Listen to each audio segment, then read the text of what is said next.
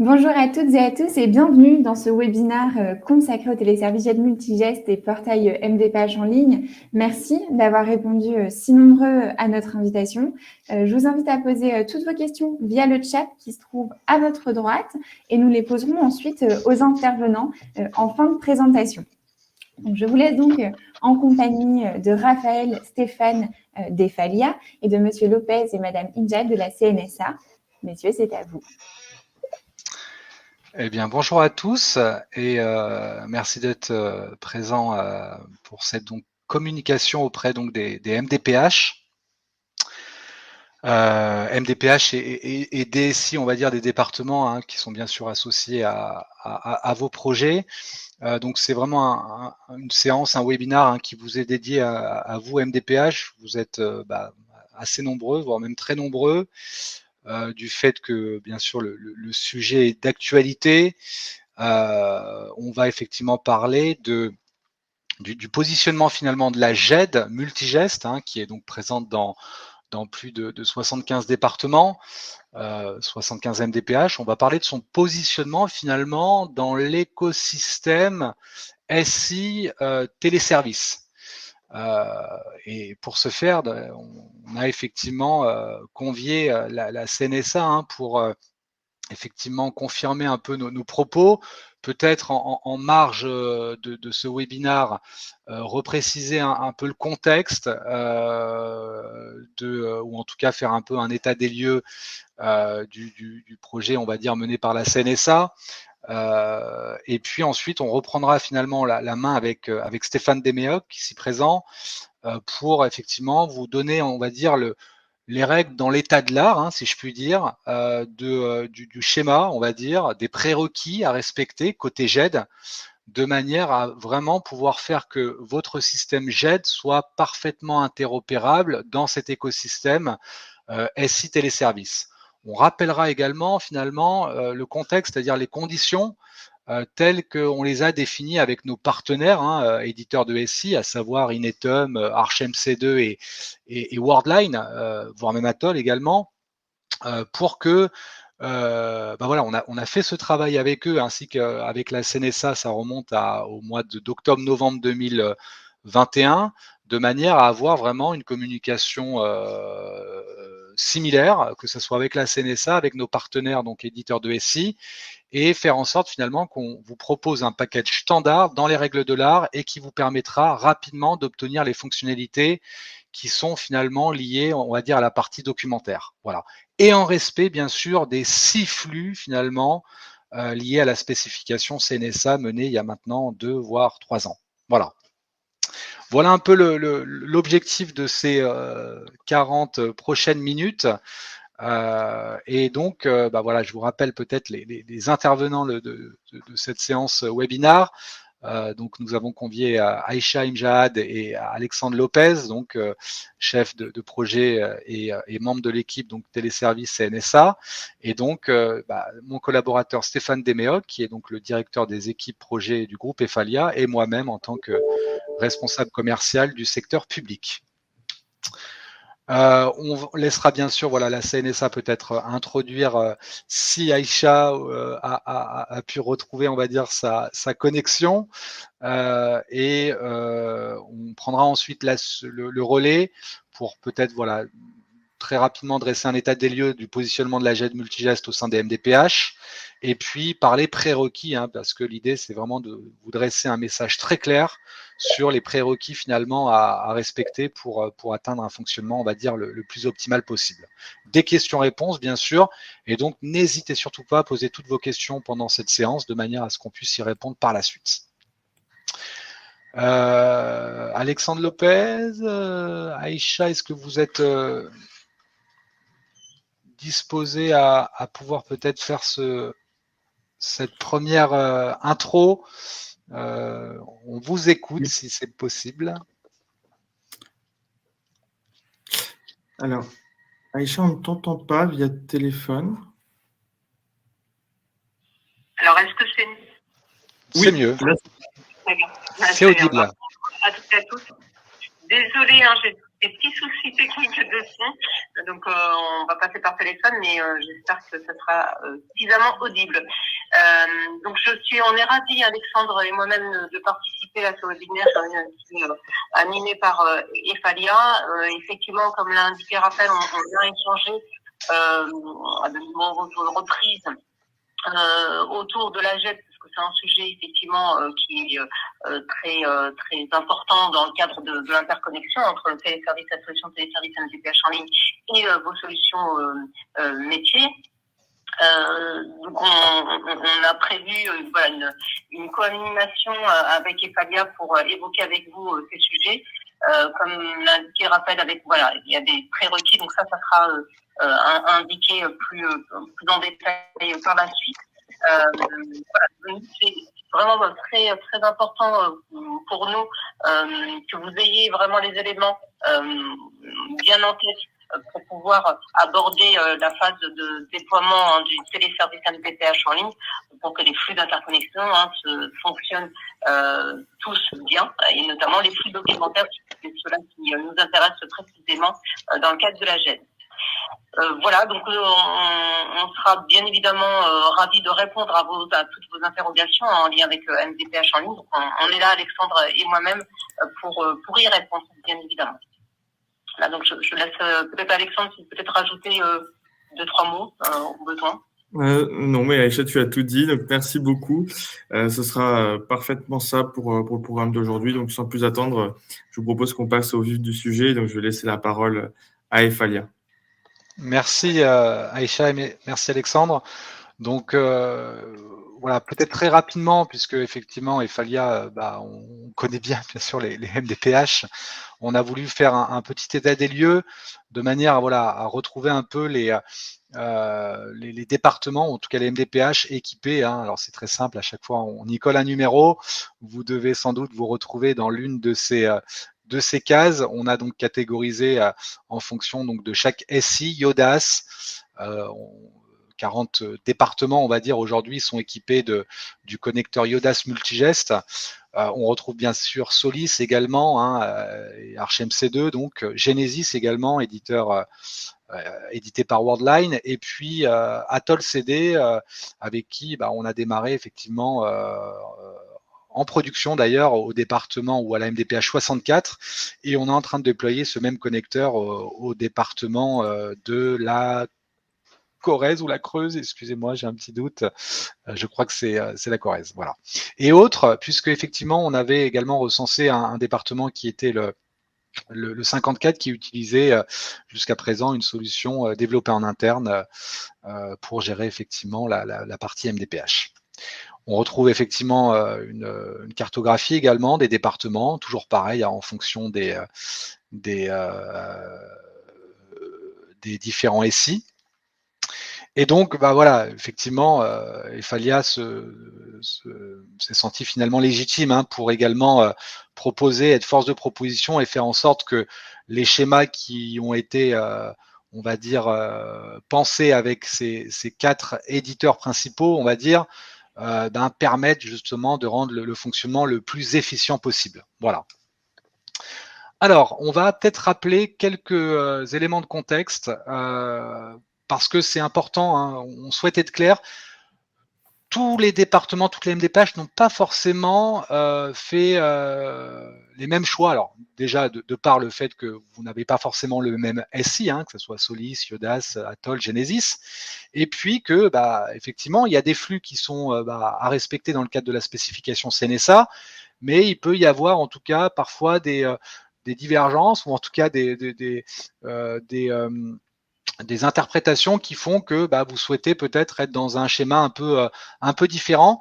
Nous, aujourd'hui, notre communication, elle porte sur vraiment ce qu'on a défini en termes de standards avec les éditeurs. Si vous avez effectivement des choix un peu différents, on sera bien sûr prêt à en discuter. Pour autant, la communication d'aujourd'hui porte sur ce qu'on est en mesure finalement de vous apporter de manière standard et dans des délais rapides. C'est ça qui est important, c'est finalement de rentrer dans un schéma qui vous garantit un fonctionnement optimal. Donc ça veut dire quoi? Ça veut dire qu'on s'inscrit vraiment dans le respect des spécifications CNSA, les flux 1 à 6. Il ne nous concerne pas directement dans la mesure où il n'y a aucune interaction entre l'AGED multigeste et le portail. Alors j'aurais pu même bien sûr dire les portails, puisque vous avez bien sûr la possibilité d'acquérir le portail de votre choix tant qu'il respecte finalement ces flux de la spécification. Donc les échanges finalement des documents entre la GED et le portail sont exécutés via les connecteurs SI-GED. On le reprécise puisqu'il n'y a pas d'interaction avec le portail. On va bien sûr avoir, et c'est ce qu'on va vous montrer par la suite, un fonctionnement qui va être différent d'un système d'information à un autre. Donc il y aura peut-être effectivement une approche fonctionnelle un peu différente, et c'est ce qu'on va vous montrer. Et puis, on va vous inviter, en fonction du SI avec lequel vous évoluez, à avoir une version, on va dire, minimale de la GED sur laquelle Efalia s'engage à ce que les connecteurs fonctionnent. Donc, on parlera notamment pour Solis de la version multigeste V954, alors qu'avec Yodas, on va vous inviter à évoluer vers les toutes dernières versions de multigeste, que ce soit la version V9.6.1 ou la version V9.6.2. Voilà. Donc, je vais maintenant laisser la main à Stéphane. Je la reprendrai également quand il s'agira de parler de la démarche projet et comment Efalia est en mesure de vous accompagner justement dans ces montées de version. Mais Stéphane, finalement, va dans un premier temps décrire SI par SI, finalement, le fonctionnement qui a été donc retenu avec la CNSA et les éditeurs métiers en face de nous. Stéphane? Alors Stéphane qui n'est plus là. Oui, Stéphane qui a été déconnecté. Désolé, c'est les aléas du direct. Donc, d'accord. Alors, bon. Aïcha va prendre la parole. Le temps de récupérer Stéphane. Excusez-nous pour ces petits aléas. Oui, merci. On vous entend. Merci, Raphaël. Juste peut-être revenir sur la slide précédente pour le temps que du coup Stéphane nous rejoigne. Oui. Il me semble important effectivement, comme vous l'avez indiqué Raphaël, vraiment la version multigeste à intuition doit vraiment rentre dans le cadre, s'inscrit vraiment dans le cadre du cadre téléservice. Et ça se matérialise bien évidemment par les spécifications téléservices, des spécifications techniques des flux d'interconnexion. Donc on a appelé 1.6, mais qui sont rédigés donc par l'ANS, l'Agence numérique en français, qui est garant de ces spécifications. Donc c'est vraiment un point très important à rappeler bien évidemment la solution GED s'inscrit aussi dans ce cadre d'interopérabilité et que la GED ne discute pas directement avec le téléservice, mais il y a bien cette partie GED portail, GED solution métier et remonter vers le téléservice. Voilà, je voulais repréciser cela qui vraiment est hyper important. Merci Aïcha, et on a Stéphane qui nous a rejoint. Donc Stéphane, effectivement, j'évoquais le fait qu'on va donc maintenant dérouler SI par SI. Alors effectivement, j'emploie des acronymes, j'entends par SI système d'information, en l'occurrence les 4 principaux, Atoll, Solis, Yodas et Genesis. On démarre avec Solis. Stéphane, est-ce que tu es impeccable? Oui, merci Raphaël. Alors, effectivement, dans la vision de la mise en œuvre, il va effectivement y avoir des différences entre les différents SI. Donc là, on a un schéma qui présente la vision mise en œuvre en lien avec Solis ArchMC2. Donc, je ne vais pas rentrer dans le détail de chacun des flux. On va vraiment distinguer, nous, deux flux principaux, un flux entrant de documents dans la GED en provenance du SI Solis, qui lui-même, comme Yodas Genis, discutera directement avec le portail. Donc le choix qui a été fait côté ArchMC2, c'est de nous livrer un fichier PDF qui est la fusion de l'ensemble des documents déposés par l'usager sur le portail. Et pour chacun des documents, le PDF contient, il y a une mise en place d'un séparateur qui identifie la typologie du document, et séparateur, bien sûr, que Multigest sait interpréter pour ensuite faire du classement automatique. Voilà. Ce PDF global est déposé par Solis dans une bannette Multigest. Bannette Multigest qui ensuite peut être traitée de deux manières. Petit 1, manuellement, comme c'est déjà fait aujourd'hui sur tous les flux papier qui peuvent être numérisés dans les bannettes Multigest, où on va prendre ce document, le glisser dans le dossier de l'usager de destination, et là, une lecture automatique des codes barres va s'opérer pour classer automatiquement l'ensemble des pièces, des types de documents distincts, petit 1.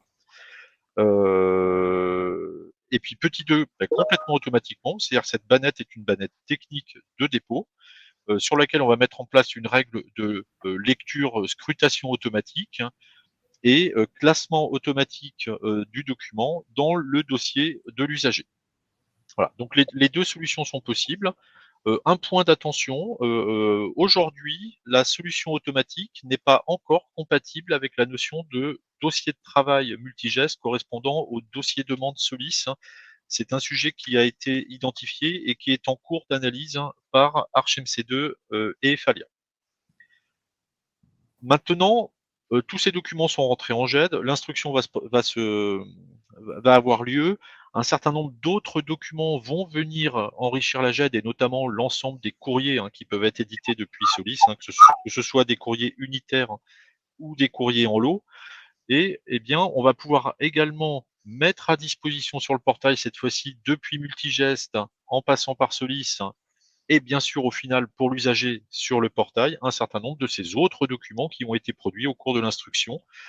Le choix qui a été fait par ArchMC2 et Solis, c'est de proposer depuis Solis des possibilités par les utilisateurs d'effectuer des recherches dans la GED par une interface disponible côté Solis, recherche qui permet de retrouver, d'identifier, de sélectionner les documents présents dans la GED que l'on souhaite également rendre disponibles sur le portail pour l'usager.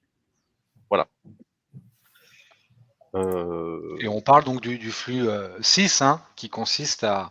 Voilà, on est sur le flux remontant, effectivement, et donc c'est bien vers le portail en passant par le SI. Donc on est complètement dans le schéma où c'est Solis qui est au centre et qui pilote le dialogue finalement entre le portail et la GED en ce qui concerne uniquement la partie documentaire, tant sur les documents déposés par l'usager que sur les documents qui lui seront ensuite restitués.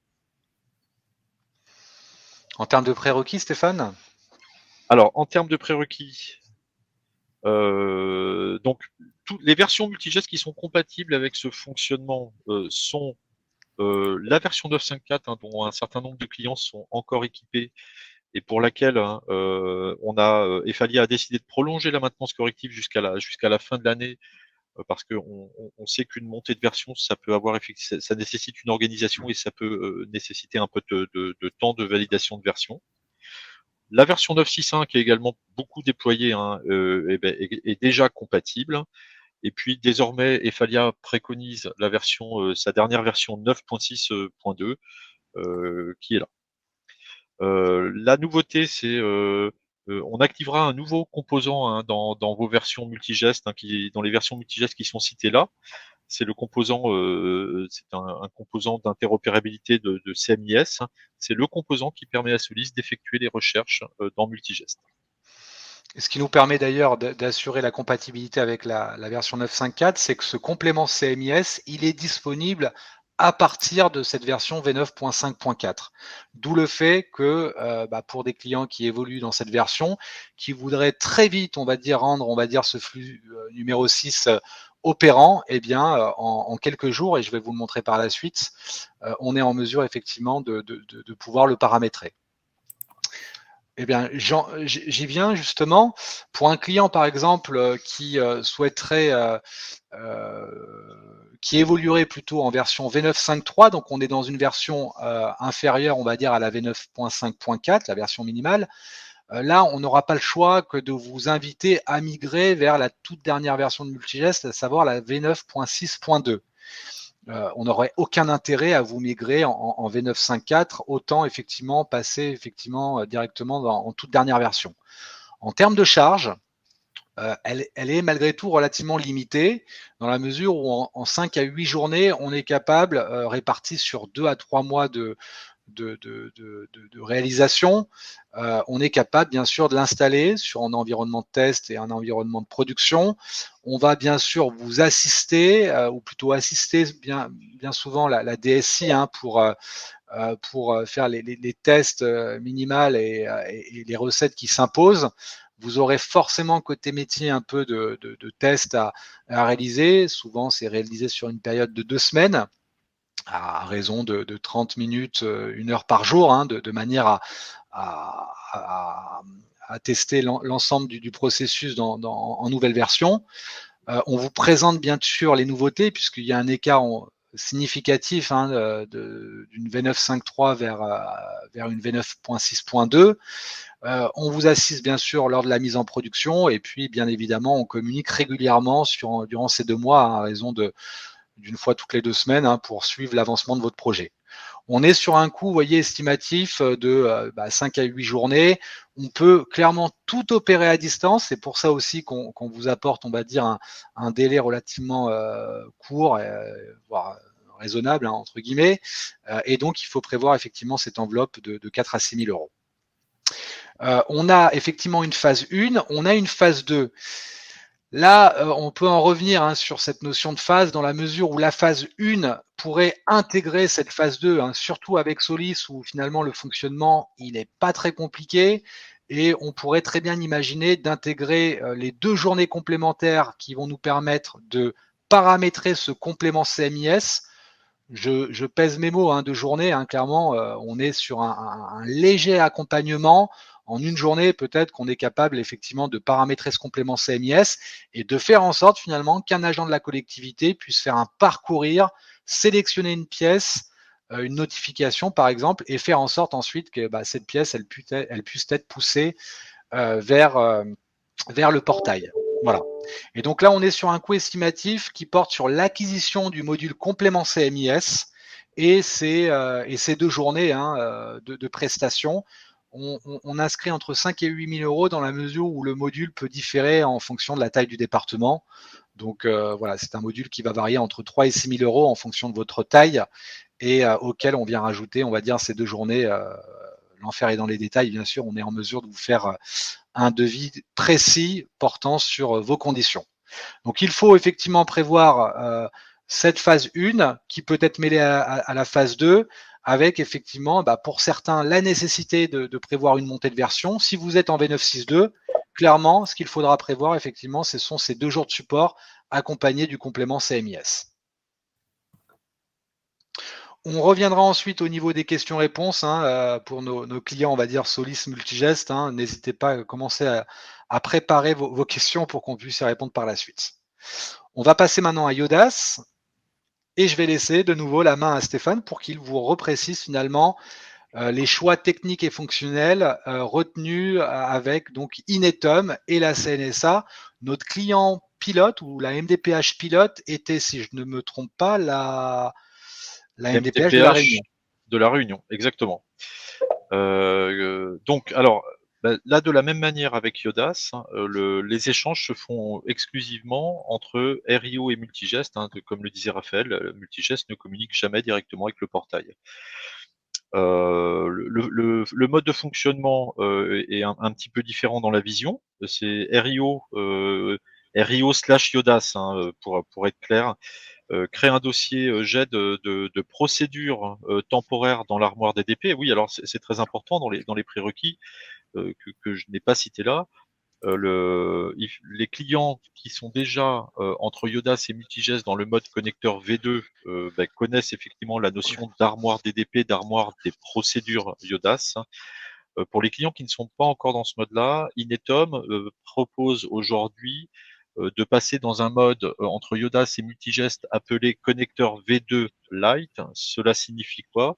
Cela signifie que côté Yodas, seules les procédures propres qui concernent les téléservices sont transformées d'un mode V1 à un mode V2, évidemment, nous vous invitons à vous rapprocher à un d'Inetum pour avoir plus de précision sur ce fonctionnement et la mise en place nécessaire avec Inetum.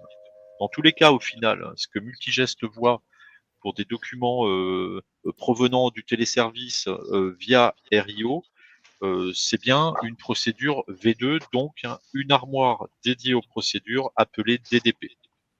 Donc RIO va créer un dossier GED pour cette procédure initiée par l'usager sur le portail, et ça va être une procédure temporaire dans cette armoire DDP.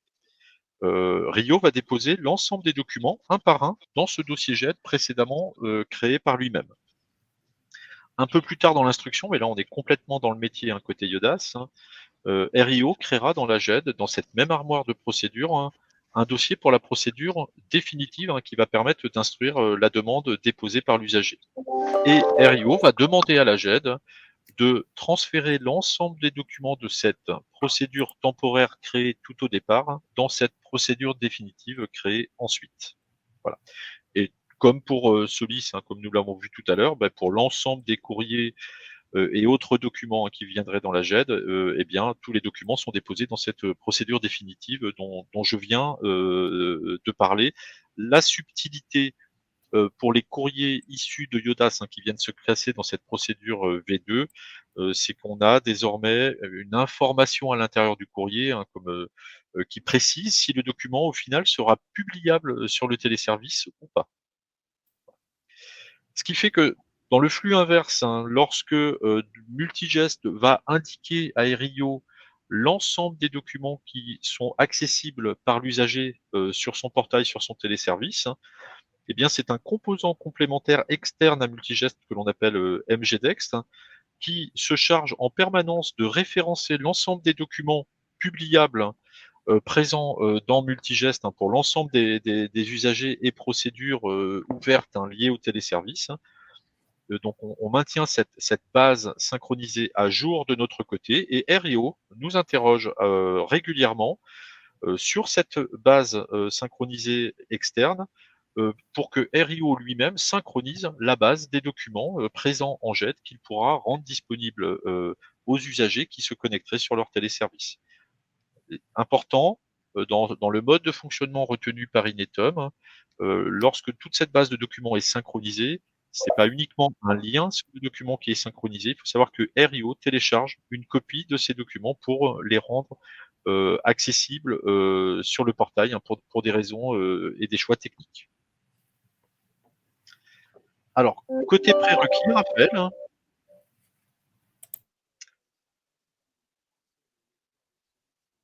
Hop, vous m'entendez toujours? Ou pardon, désolé, j'avais. Voilà, ça va mieux. Non, je disais qu'on est effectivement dans ce cas-là sur davantage d'automatisme par rapport à Solis finalement, c'est-à-dire que finalement c'est assez transparent pour les utilisateurs, enfin pour les agents plutôt. À partir du moment où les courriers sont versés dans la GED, on a un moteur derrière à travers MGDex qui rend finalement les documents publiables et RIO, on va dire sans action, on va dire d'agent.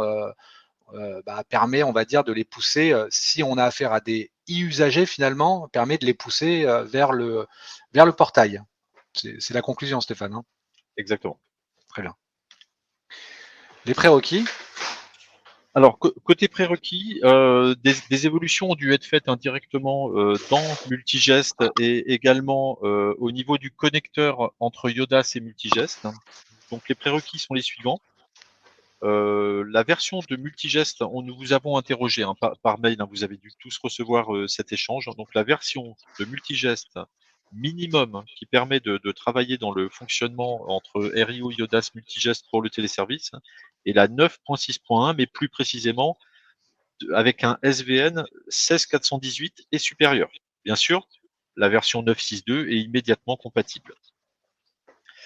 Donc, il y a également un nouveau connecteur à déployer entre Yodas et Multigest. Et ce nouveau connecteur entre Yodas et Multigest est désormais un connecteur développé et maintenu par Efalia. Donc nous vous livrons les composants techniques, l'ensemble de la documentation et l'accompagnement nécessaire pour la mise en place. Qui peut être paramétré dans un mode light, hein, Stéphane. On parlait du V2 Lite, on Alors, peut finalement avoir c'est- ce concept également de V3 Lite, finalement. Cette partie-là, Raphaël, s'effectue vraiment dans le paramétrage côté Yodas. Le connecteur D'accord. technique que nous allons déployer entre Yodas et Multigest, hein, qui est composé de nouvelles fonctionnalités qui permettent à Aerio et Multigest de communiquer dans le cadre des téléservices, hein, il est global, il contient l'ensemble des fonctionnalités et il s'adaptera aux échanges provoqués par Yodas en fonction du paramétrage fait dans Yodas, soit en connecteur V2, soit autrement. Très bien. Voilà. Il y a également le déploiement du connecteur MGDEX, hein, dont je vous ai parlé tout à l'heure, hein, qui permet l'échange de multigestes vers Aerio pour synchroniser les documents, notamment les notifications, les documents qui remontent, hein, qui se déploie sur le serveur multigeste. Voilà. De la même manière, hein, packagé, documenté, accompagnement et Falias n'est pas une opération très lourde et désormais maîtrisée. Donc le connecteur MGDEX, hein, on l'a pour un peu plus de clarté rebaptisé connecteur CRM Yodas Multigest. Ça te va, Stéphane, comme C'est absolument ça. Très bien. Puisque effectivement, parfois, on peut parler de RIO, on peut parler de MGDEX, on va parler finalement, pour que bien comprendre, c'est la synergie entre CRM Yodas, non pas PCRM, hein, c'est important, CRM Yodas Multigest. Une brique que Inetum a dû forcément vous préconiser, on va dire, dans sa démarche. Merci Stéphane. Alors juste peut-être avant de passer à la slide suivante, effectivement, on est conscient que dans ce schéma-là avec Inetum et Yodas, le travail est un peu plus, on va dire, la charge est un peu plus importante par rapport à ce qu'on peut retrouver dans Solis. Il y a davantage d'automatisme, donc ça va nécessiter effectivement davantage de particularités, de paramétrage. Et donc, voilà, forcément, là aussi, je reprends finalement la slide que j'avais pour Solis, à savoir, et là, que vous évoluez en version V9.5.3, V9.5.4, V9.6.0, vous n'aurez pas le choix effectivement que d'aller vers la toute dernière version, vers version V9.6.2, pour effectivement pouvoir câbler la GED à cet écosystème. On va parler d'une phase ensuite qui peut également là aussi être intimement liée à la phase 1. On est capable d'opérer le projet en une seule phase, mais bien souvent, on nous demande dans un premier temps de migrer à iso-fonctionnalité. Typiquement, si vous évoluez, je vous donne un exemple, dans une version V9.5.4 par exemple, en connecteur V1 Yodas Multigest, certains démarrent dans un premier temps avec une mise à jour à iso-fonctionnalité, c'est-à-dire on va dire dans une configuration connecteur V1. Et une fois qu'ils sont en connecteur V1 en version V9.6.2, ils opèrent la migration vers le connecteur V3 Yodas Multigest avec ce travail effectivement de création de l'armoire DDP pour différencier, on va dire, le fond de dossier de la procédure. Et en parallèle, on en profite pour également faire le travail de connexion entre CRM Yodas et Multigest. Le tout, entre le passage du connecteur V1 vers V3 et le paramétrage du connecteur CRM Yodas Multigest, il faut prévoir entre 5 à 7 jours de prestation. Il faut prévoir, si le module n'a pas encore été acquis, le connecteur V3. Si vous avez acquis le connecteur V2, vous n'avez pas à acquérir le connecteur V3, c'est important de le préciser. Et vous avez effectivement ce connecteur CRM Yodas Multigest à acquérir également, /MGDEX, désolé, il y a beaucoup de terminologie, mais j'espère que vous avez compris l'idée. Ensuite, effectivement, une réalisation là sur 2 mois avec un coût estimatif, pareil, si on prend en compte que les prix des modules peuvent différer en fonction de la taille des départements, il faut prévoir une enveloppe de entre 11 et 16 000 euros hors taxe. Donc la phase 1, si vous n'êtes pas dans la toute dernière version de Multigest, à prévoir, bien évidemment. Et puis cette phase 2 pour effectivement envisager le passage en connecteur V3 et la mise en œuvre également du connecteur CRM Yodas Multigest. J'espère là aussi avoir été clair. On a essayé de faire simple, de synthétiser finalement nos propositions. On parle de plusieurs phases. Si effectivement vous souhaitez qu'on réunisse tout dans une seule et même phase, ce sont bien sûr des choses qui sont complètement possibles. On va parler très brièvement de Genesis. On n'a pas, et on va être transparent avec vous, le même recul qu'on peut avoir avec Worldline, avec Inetum et ArchMC2.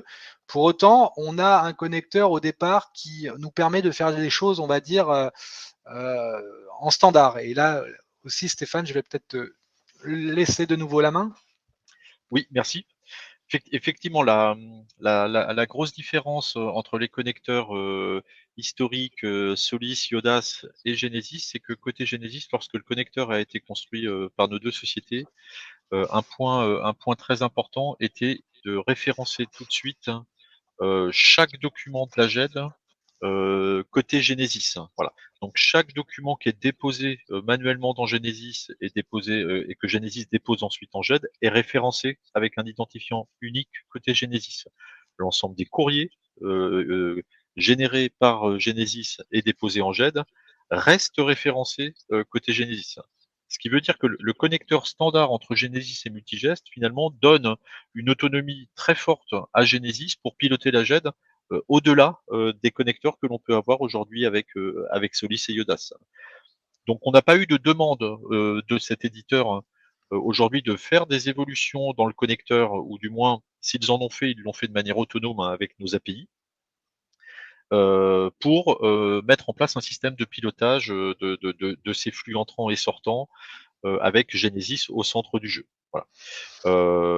Donc, ce qu'il est prévu suite au club utilisateur Ephalia, où on a c'est un sujet qui a été abordé et notamment avec des clients Genesis, c'est que certainement très prochainement avec le département d'Indre-et-Loire, on va initier un projet en lien avec Worldline, bien pour mettre en place tout ce système d'échange entre le portail, Genesis la GED et inversement Genesis vers le portail. Voilà, donc le connecteur, on va dire par défaut, déjà nous permettait, on va dire, de disposer de fonctionnalités qui permettaient finalement ensuite à Genesis de fabriquer finalement les flux documentaires sans forcément nous nécessiter, on va dire, de développement complémentaire côté Ephalia. On va confirmer bien sûr nous très prochainement nos propos qu'on vous donne aujourd'hui par rapport à un département qui gros client Ephalia, le département 37, qui va se porter sans doute, va nous aider à confirmer, on va dire, nos dires. Voilà. Écoutez, on en a terminé en tout cas pour nos slides. Juste peut-être préciser aussi que forcément une évolution, on sait que ça nécessite, on va dire, les migrations nécessitent du temps. C'est une charge qui est pas anodine, même si on parle de quelques jours, si je puis dire. Pour autant, on vous apporte quand même, nous, derrière cette version 9.6.2, c'est toujours pareil. Déjà, vous évoluez vers la toute dernière version et ça, c'est bien. Vous êtes mieux suivi ensuite par nos équipes, par notre support. Et puis, d'un point de vue produit, multigest, sans parler, on va dire, de toute la partie écosystème téléservice SI, c'est aussi, on va dire, des nouveaux composants, des nouvelles technos, des gages en termes de sécurité également, puisque vous avez des composants à jour. Et puis, c'est des nouveaux, on va dire, composants, des nouveaux modules. Et ça, on en a largement parlé lors du club utilisateur de mars dernier. Mais voilà, on peut bien sûr prévoir une présentation de la V962 qui, et c'est important de le préciser, il n'y aura pas d'impact de changement majeur autour de l'utilisation du logiciel. Vous restez avec la même ergonomie. Vous gagnez même en productivité puisque cette V962 est plus rapide, plus performante qu'on va dire que les versions antérieures. Voilà. Et pour votre information, 45 MDPH évolue actuellement dans ces versions V9.6.1 ou V9.6.2. Il y en a finalement une trentaine en production et on a pas loin de 15 projets en cours justement de migration vers ces toutes dernières versions. Voilà, on va s'arrêter là puisqu'il y a Emma va me le confirmer, il y a beaucoup de questions. On a quelques questions, effectivement. Voilà. En tout cas, on s'est attaché vraiment à vous donner des informations qui sont, on va dire, en tout cas éprouvées chez nous, qui ont été vérifiées, qui fonctionnent et sur lesquelles, on va dire, on peut s'engager. Vous avez peut-être des choix peut-être un peu différents. On se propose bien sûr d'en discuter, mais voilà, si vous voulez effectivement que ce projet soit on va dire, livrable dès aujourd'hui, ça passe effectivement par ces conditions telles qu'on a pu vous l'exposer, vous les exposer. Alors, j'ai pas la main sur les questions. Alors, oui, j'ai les questions, donc je suis en train de voir en même temps pour que tout le monde puisse y répondre. Donc, tu peux les retrouver, Raphaël, dans le chat modérateur qui est juste à côté. D'accord. De tout le monde. Alors, hop, je remonte la liste de questions et j'arrive à la question numéro 1. Donc, concernant ArchMC2, on était sur la slide de la phase 1 de l'accompagnement EFALIA. Et on avait une question, donc qu'en est-il de la V10? Alors, c'est pas ça va pas être le sujet d'aujourd'hui. La V10, on en est que elle est en cours de développement. On a largement d'ailleurs communiqué dessus lors du club utilisateur EFALIA en mars dernier. Ça va être un sujet 2023. Voilà. Ouais. Je botte pas en touche, hein, rassurez-vous, mais c'est un projet, on va dire, à part entière, cette V10. Voilà. On communiquera d'ailleurs très prochainement hein, sous la forme d'un webinar pour vous tenir informé de l'évolution du développement de la V10. Merci beaucoup. Alors, encore une fois, je remonte la question. La question numéro 2. Donc, c'était toujours concernant ArchMC2 et l'accompagnement EFALIA. Est-ce qu'il y a beaucoup de modifications entre la 9.6.1 et la 9.6.2? C'est mineur. Stéphane, tu confirmes mes propos hein, Oui, tout à fait. Hein, c'est mineur et les évolutions importantes de la version 9.6.2 correspondent à des composants qui ne sont pas encore utilisés dans les MDPH. Donc, qui peuvent être, c'est bien de savoir effectivement ce que contient la version, mais en termes d'accompagnement nécessaire, hein, parce que la question globale était celle-ci, ce sont des choses qui peuvent être reportées dans un second temps pour la présentation des nouveaux modules, exemple lien avec le coffre-fort électronique ou /pastel. C'est des choses qu'on peut faire dans un deuxième temps pour optimiser la montée de version dans le cadre des téléservices. On va vraiment observer des évolutions importantes quand vous allez migrer d'une V9.5.4 par exemple à une V9.6.1. Là, effectivement, il y a des changements, notamment, on le voit dans la slide qui est diffusée, hein, ne serait-ce que Apache, PHP, la base de données également qui est différente. C'est là où on observe les changements, on va dire, les plus importants. Mais du 9.6.1 à une 9.6.2, les évolutions sont mineures. Merci beaucoup. Alors, question 3, c'était toujours concernant ArchMC2 et l'accompagnement EFALIA. Est-ce que ce connecteur CMIS est déjà disponible en 9.6.1? Oui, on vous le propose dès à présent. Hein. Il est opérationnel, on l'a testé. Et le premier département à l'avoir mis en œuvre, c'était, il me semble, 41. Non pas sur une problématique liée à la MDPH, une problématique différente, mais qui nous permet de pouvoir vous proposer cette fonctionnalité pour la MDPH du coup. Merci beaucoup. Ensuite, on passe au slide sur Inetum. Du coup, est-ce que la connexion RIO et GED peut-elle passer par un bus applicatif? Alors, la connexion RIO GED est basée sur des services web REST. Donc là, il y a une partie de la réponse qui incombera à Inetum, mais aujourd'hui, RIO interroge le composant RIO CRM multigeste par des services web REST sur une URL. la seule réponse que je peux faire à cette question un peu technique. Et voilà, ça rejoint un peu mon contexte de départ, c'est qu'on vous a livré vraiment quelque chose qui était standard, en tout cas considéré comme standard chez nous. Il y a aucun souci, bien sûr, pour qu'on discute, on va dire, de possibilités de passer par des bus, parce qu'on nous a largement posé les questions. Il y a sans doute des possibilités, mais voilà, on va dire dans les délais qui nous sont, on va dire, qui sont réduits, on était bien sûr censé vous proposer un schéma le plus standard possible en fonction de ce que faisait, ce qu'était capable de faire le SI, ce qu'était capable de faire la GED, d'où le fait qu'on vous propose effectivement ces connecteurs qui fonctionnent. Voilà. Passer par un bus nécessiterait, on va dire,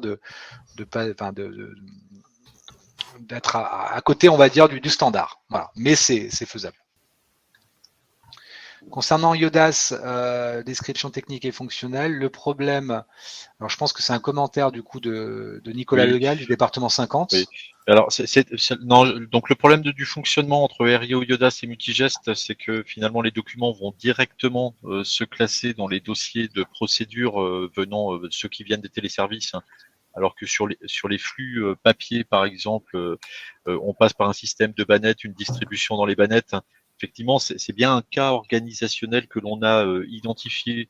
Et finalement, on a deux modes de fonctionnement différents dans la GED entre les documents issus des téléservices où là tout est automatique et les documents qui sont triés, papier, numérisés à l'entrée. Oui, la réponse est oui, hein, effectivement.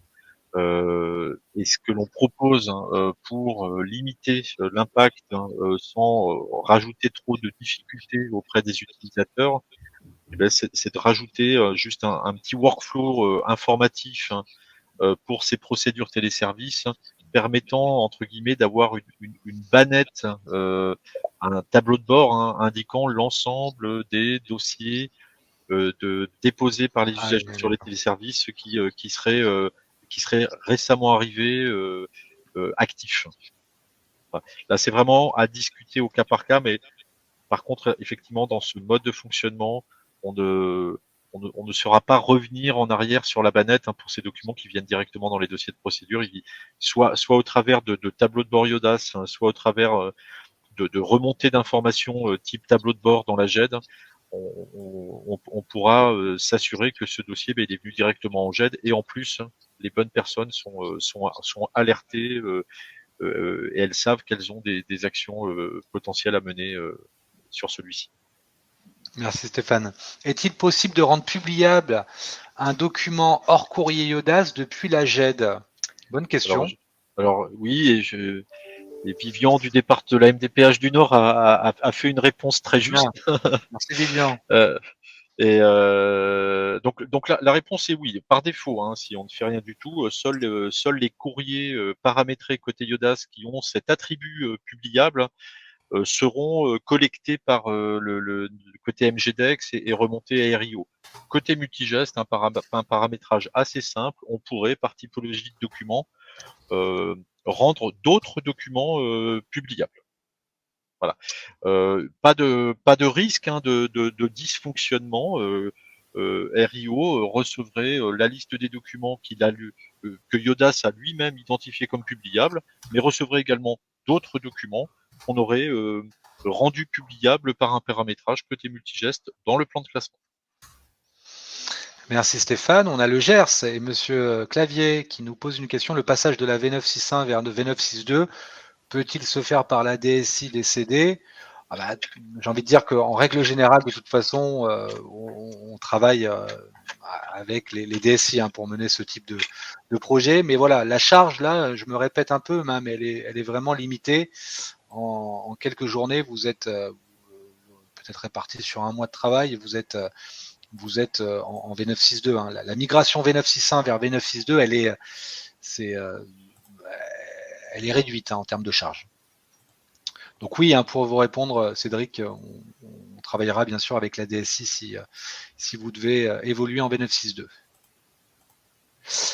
Concernant Yodas, accompagnement EFALIA phase 2, ce coût n'inclut pas les travaux de migration des documents JET-V1 en JET-V2. Alors, il y a deux manières de répondre à cette question. Effectivement, ces coûts n'incluent pas les travaux de migration côté Iodas.